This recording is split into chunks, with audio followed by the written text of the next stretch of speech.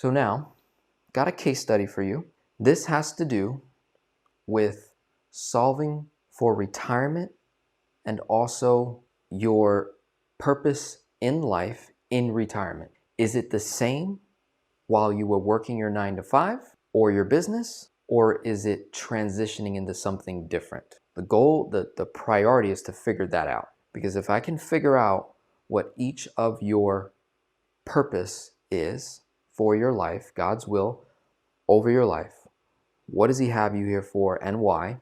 And we pair that with your skills, gifts, and talents, 90+% of the time, it's going to result in some kind of ministry work or business or both. So either when you hit retirement or if you're already in retirement, then we're discovering or rediscovering or we're working toward some kind of ministry work where you've freed up all these working hours to simply give back to the community.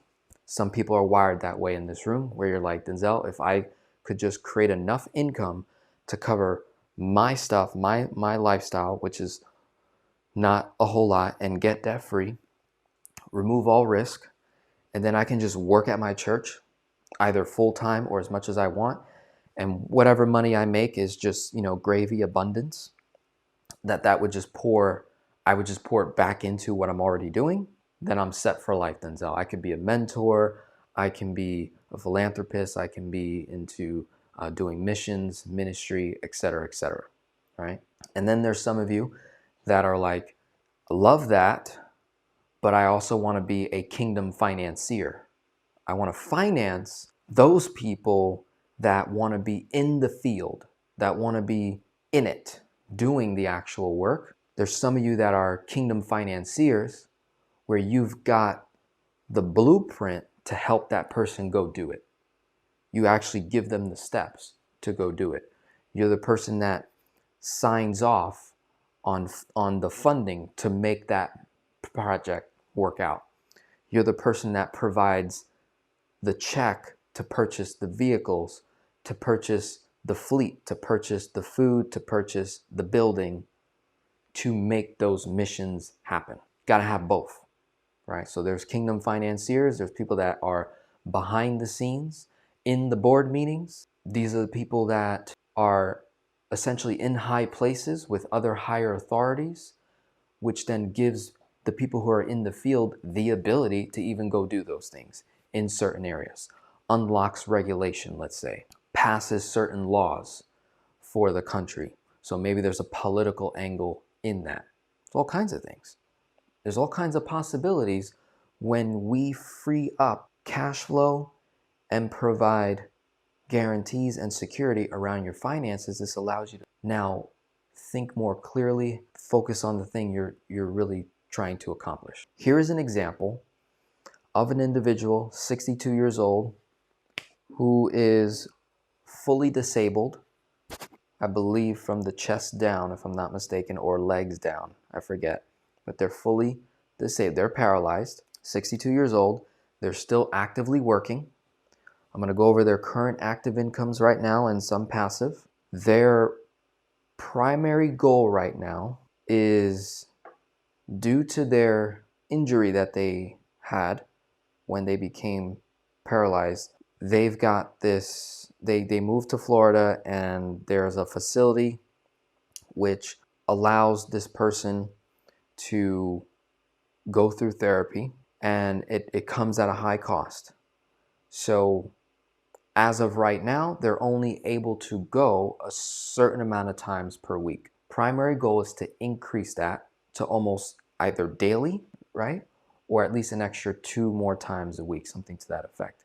So it's going to increase their costs, I think an extra $1,000 or $1,500, I forget what it is. Their other goal is they want to retire as quickly as possible because they want to go to therapy more. So even if they have the money to pay for it, they're not in a position to actually go as much time as they want because they have to work. If they stop working and then just start paying for the service to go, then eventually, in terms of their retirement plan, they're gonna put themselves in a position where they potentially run out of money and their portfolio can become a failure in retirement, right?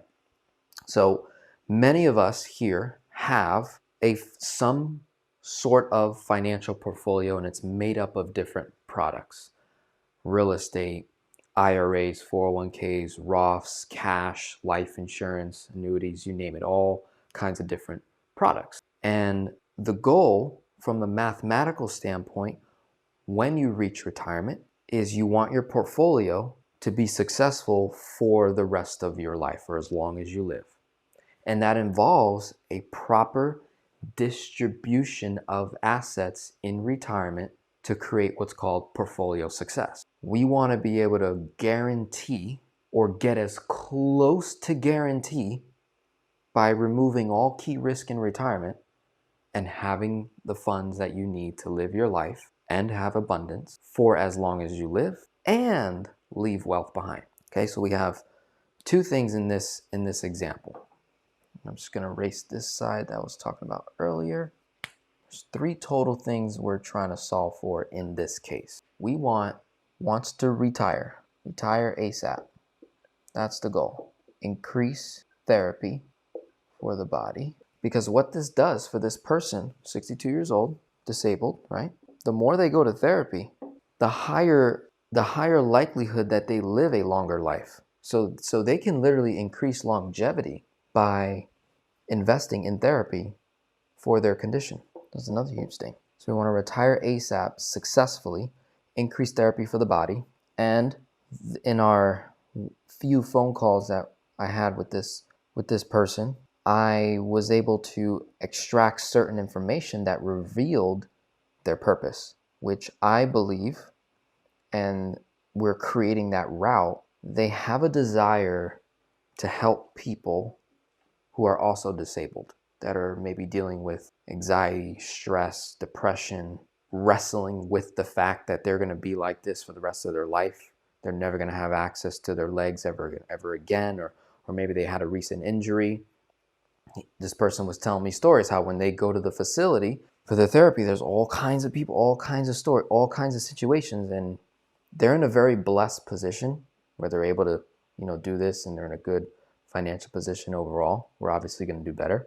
They want to be able to put themselves in a position where not only they're good, but they have abundance to actually help other disabled people in that facility. So wants to serve, maybe speak. So like encouragement, mentorship, coaching, wants to serve. And then there's an aspect of wanting to give, financially, helping someone that may not be able to afford the kind of a therapy, and be in a position where you're like, here you go. I want to pay for an extra 1 or 2 sessions for you, right? And do that over and over again for as long as they live. Simple, straightforward.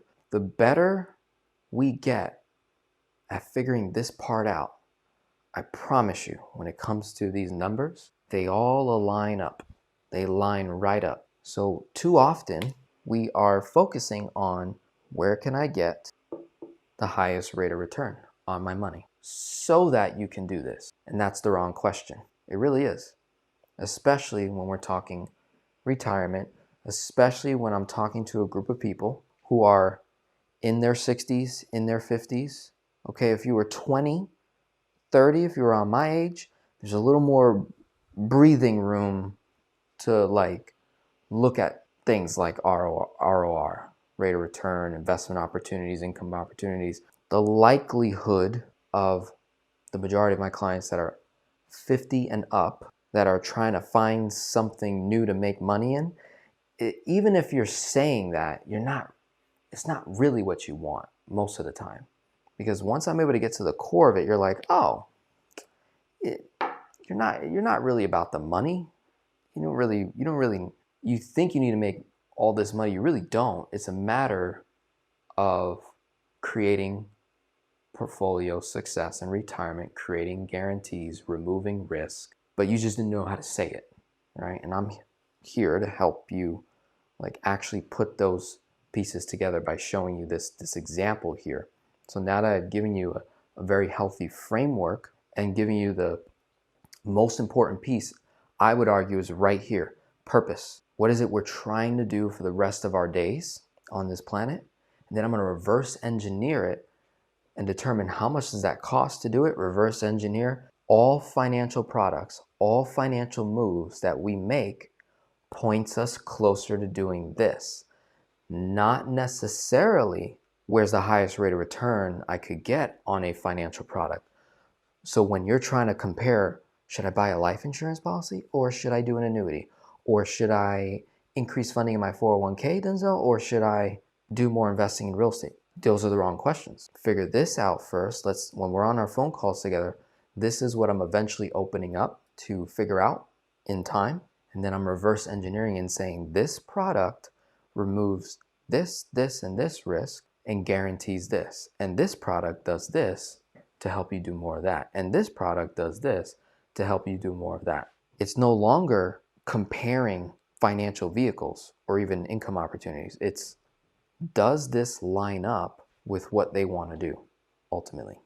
Okay. So on the left-hand side of the board, here are the four major numbers. Again, age 62, making $7,433 a month. They also have rental income of $35.85 with a net cash flow of about $333.09. Okay. So their total personal cost of living is $7,447.74, which if we're just looking at the $7,433, we have a negative cash flow of $14.41. Okay. Total debt, $370,000, which is made up of one property. They have one primary residence. They have no other debts, no credit card debts, no nothing. Car's paid off, everything. They just got that. And then they have a mortgage on the rental property. That's the income that it makes, and that's the cash flow. That cash flow helps obviously zero out that negative spread. But at age 62, we're kind of tight, right? We're in a tight position right now. Now, the good news is we have a lot of assets. They have over $50,000 in cash on hand. They have over $130,000 in stocks. They have about almost $200,000 in a Roth IRA, $70,000 plus in a 401k, another $13,000 plus in another retirement account, which I think is tied to a pension. And they have an IRA that's over $800,000. Okay. I didn't list everything out, but their total net worth, when I look at their spreadsheet, let me pull it up, let me find it real quick for you. Total net worth is 1.7 million. Okay. I'll just put that there. Again, these numbers don't add up to what I'm sharing. There's other things. So they have a total net worth of about 1.75 million.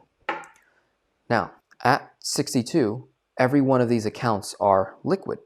So everything's liquid.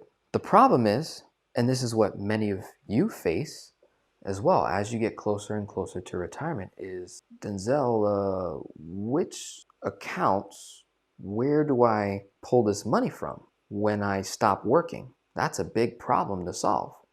You see, you go back 2 generations, your parents' parents, many did not have to figure this out because pensions, for the most part, would provide 100% of their income. So they were able to peacefully retire. Everyone in this room, you're now faced with the responsibility of solving for your own retirement. And that is due to the responsibility was originally on your employer providing those pension plans to replace your income when you eventually left the company, if you were somebody that put in 30, 40 plus years. All right. Now, since the introduction of 401ks, that responsibility went from the employer onto the employee with no education, right? Very little education, very little coaching and support. And you're the first generation, and millennials are next, to have to solve for retirement. It's literally all on you to figure this out. So now that we know this, we are now piecing the different puzzles together of different income streams that are most efficient for portfolio success in retirement for the rest of your life. Okay, keep that in mind. So out of these different accounts that we're going to focus on, the goal is to retire as quickly as possible. So let's say we tried to retire immediately today. What are the moves? The standard safe withdrawal rate is 4%. Reason why is, according to the stock market S&P 500, over any 30, 40 year plus period, the stock market will on average with dividends grow somewhere around 8 to 10%, right?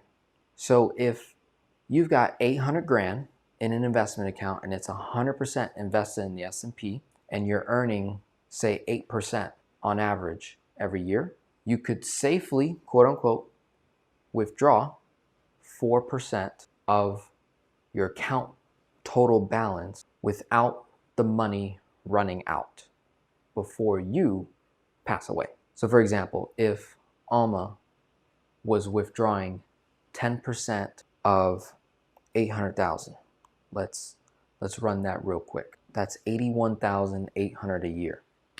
How long would her account last if she was withdrawing 10% every single year? Depends on how much she's earning. So if she's earning 8% every year, that's 65,000. So let's say she earned 65,000 on top of the 818 and then withdrew 81. Now she has 801. Now, what I just did is funny math to make her numbers look better. The reality is this 81,800 is not coming out all at once. It's coming out typically on a monthly basis. So about 6,800 a month. Let's say she withdraws. So if you're withdrawing 10% over the span of a year, and over that same year you earned 8%, you're gonna have lesser dollars each and every year that the account progresses in retirement, to eventually Alma will run out of money. And if there's 1 year, and this happens roughly every 5 years, let's say, roughly every 5 years, the S&P loses money, or does this, doesn't gain anything. So either your account stays at 818 or it goes down or maybe slightly up. That's what happens every year. So say for example, in the first year Alma retires, she pulls out 81,800, 736 is what her account goes down to. But instead of earning 8%, what if she loses 8% of her account value? In 1 year, she's at 677,304 in just 1 year. You're like, whoa, how'd I go from 818 down to 677? Like, that can happen. Imagine if you were retiring during 2007, 2008. Imagine retiring during COVID, right? This stuff happens. People lose massive amounts of money in their retirement account. So if somebody retired during COVID and they had 800 grand, the stock market literally tanked, right? It tanked dramatically. Yes, it recovered, but if you were taking income while the account was losing money, you exaggerate losses in that account.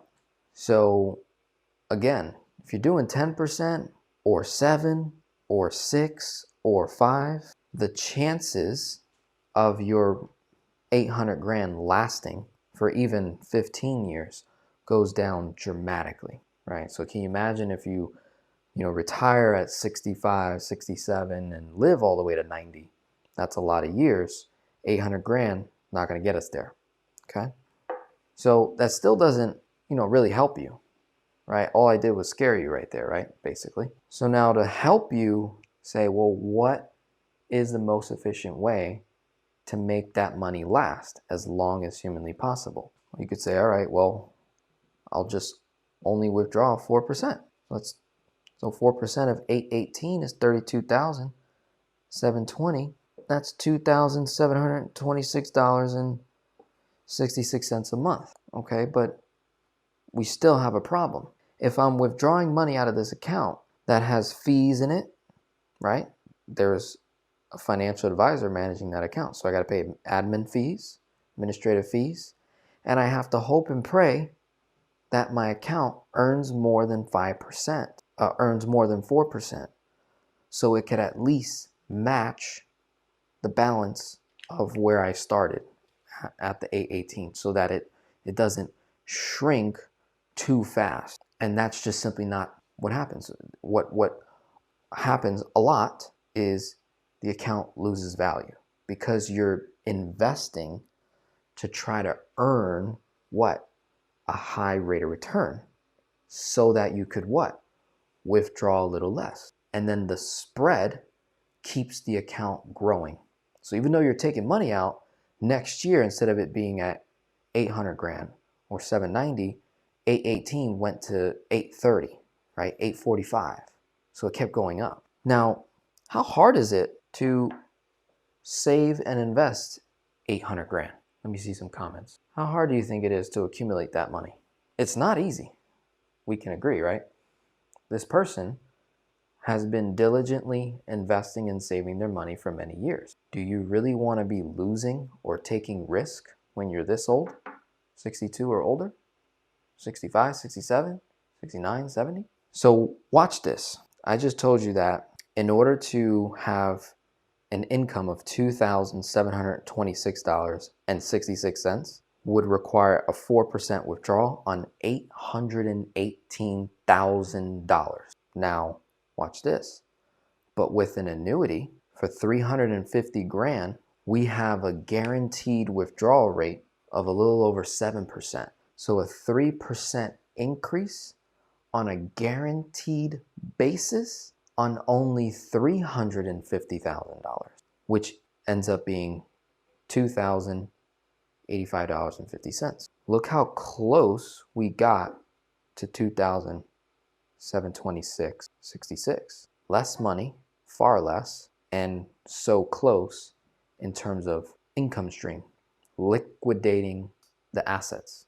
So that's the power of an annuity, what an annuity can do for your portfolio. So it's not a matter of, is the annuity better than the IRA? No, that's not what we're doing. They're two separate purposes. The annuity is providing insurance on the IRA, and then it allows this person's investments to keep growing without what? Distributing income. So now at 818, right? Watch this, divided by or minus 350,000, we've got 468,000 left in that IRA. And if we turned the money, because what we did was we took the 152 of the 818 that was sitting in cash and bonds, we put that in annuity, and we took more that was sitting in lower volatility vehicles inside of it and pushed it into this guaranteed location, kept the rest of the money in the 468. We're not going to withdraw any income from it. We can actually make this 468, we can actually make it more aggressive. We could put it all in the S&P, buy an index, and maybe earn a quote unquote higher rate of return. And we can let that money defer, I don't know, 5, 7 plus years before even touching that. Watch this. I'm going to share my screen, take you to a compound interest calculator real quick. So we're going to do 468,000 initial, 62 years old. Let's see what 8 years of growth looks like at 7%, no contribution. Look at that. Money almost doubles, right? So it grows to 804, and we took 350 at 62 and recovered it 8 years later without touching it. Pretty powerful. So coming back, you say, oh, wow. So when you pair financial vehicles together, it actually expands the portfolio. So now this person doesn't have to stress about, I need to make more money. It's about, how do I maximize efficiency, preserve, expand, multiply the dollars I already have so that I can show up more powerfully and do what it is I've been called to do. Simple as that, right? Well, not as simple, right? Because it takes a lot of time to put all this together and run the math. It's simple when you explain it, right? And I show it to you. But the amount of work that this client and I are doing together, the amount of phone calls, the amount of hours that we're putting in, studying, learning, yeah, not easy in that sense. But how cool is it that in this scenario, that we're going to be able to retire early and actually have a plan and have certainty this person's money is going to last them. Okay. So far, we've identified 2 opportunities to create income. We've got the 2,140 and the annuities. I explained that part. The next move that we as a team, client, myself, Daniel, coming together and making suggestions and guidance is we say, okay, what would it look like if we paid off your house? What would be the strategy to pay off your house, pay off these rentals? Because these are debt obligations. If we really look at the person's cost of living, right, the 7,447.74 number minus 2,242 is their primary mortgage. Really, they got about 5,5,200 worth of expenses, right? And again, that number is going to go up a little bit. Okay. So what we were looking at is, what if he sold the rental property and whatever it sold for could pay off the mortgage, and it removes the stress of collecting rent, covering maintenance, expenses, fees, filing, right? The risk of losing a tenant in retirement, having to deal with that could be quite a bit. That could be quite daunting. So according to some of the math here that we put together, let me make sure I'm just looking at this right. We have a single family in a townhome. Total value, about 600 grand, I think, if I'm reading my numbers correctly. I'll have to verify it. But if we could sell this rental, yes, we lose the income, right? But this was only cash flowing 333. So it's essentially a headache for the person. And it's a whole nother state as well compared to where they're at now. And it's really just not it doesn't align with this, solving this. So if they sold it, they'd have profit. They'd be able to dump that in the home, pay that off, reduces obligation, and there's going to be additional capital, cash, that could probably get dumped into the cash on hand right here. Still doesn't solve for enough income yet, right? All we did so far is at 62, turn on Social Security, turn on 2 annuities, pay off debt, eliminate obligations, eliminate mortgages, and then another move that this person could do is to use the Roth IRA as a bridge temporarily. This money is tax-free. So what ends up happening is their tax liability will go down in retirement when they leave the workplace. So they'll have more of the same dollars when it comes to the cash flow, the amount of income that we net out. More of that will be available, so it's less. So it'll be really cool to map that out. But without factoring that in, let's just say that they do Roth withdrawals of 2,000. So that would be 2,140, 2,085, and 2,000 bucks. This money is taxable. Social Security income, if I'm not mistaken, is also taxable, right? Correct me if I'm wrong. I know there's someone in here that does take Social Security. I forget if it's like taxed a little bit differently. There is some news going around with the current administration that they are wanting to not charge taxes on Social Security income, which would be a very helpful thing for people who are in retirement. So if that were to happen, it provides a little extra boost there, potentially. But we're not going to count on that. But if it happens, cool. But I'm not going to count on that in this case study here. So far, we've created $6,225.50 in income. And I'm going to look at personal living expense. Oh, and that was the other thing. The value of the rental property that gets sold, not only would it pay off the $350, but it also pay off the car loan that he's got and a small credit card. So just looking at living expenses, their cost to live is $4,823.81, which gives them a nice gap of about $1,400, which then that could be applied to increase their therapy, which I think is about $200 an hour per session. So they could do an extra, say 7 sessions in a month on top of what they're already doing. And what's cool is, okay, we retired ASAP in this example. We were able to increase therapy for the body. The last piece is solving this. Wants to be able to serve, speak, and potentially give financially. Well, even though we solve for retirement right now, still not long term, right? There's still going to be other moves that we're going to need to strategically make. By using this Roth IRA as a bridge temporarily, $2,000 a month times 24 times 12 is $24,000 a year. And let's say we continue to let these other accounts grow for 7 years.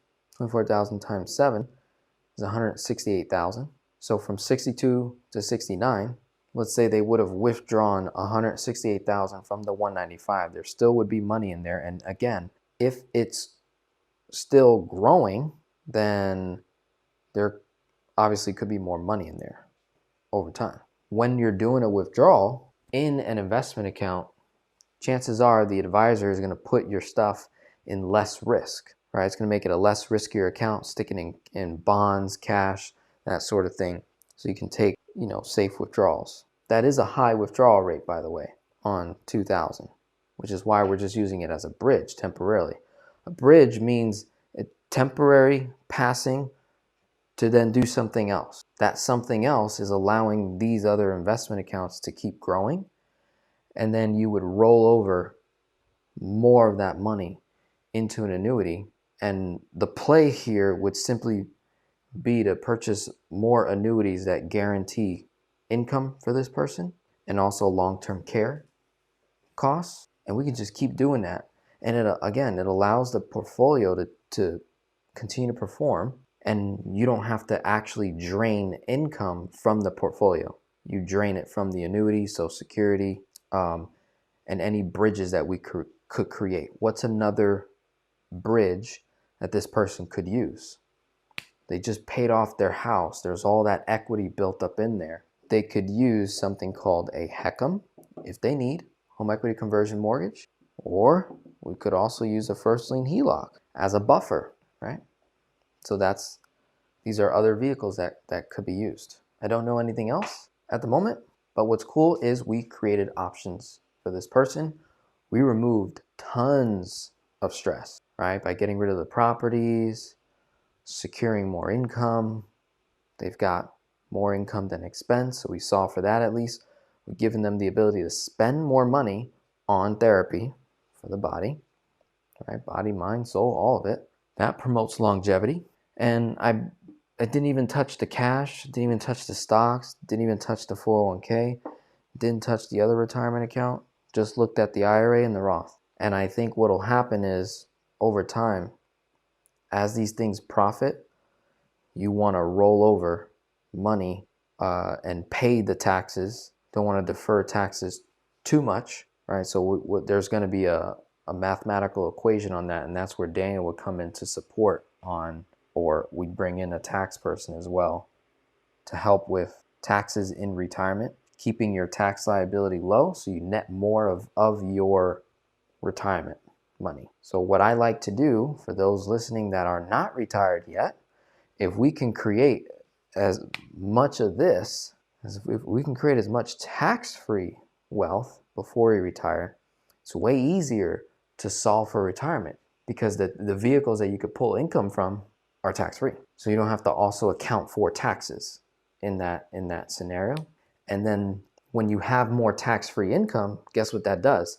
It allows your taxable accounts to be taxed less based off of the income bracket that you're in. So if you keep your income bracket down of the taxable accounts, you're not really getting charged a whole lot of tax at that point. So that's another little strategic play there. And with that, that concludes this case study.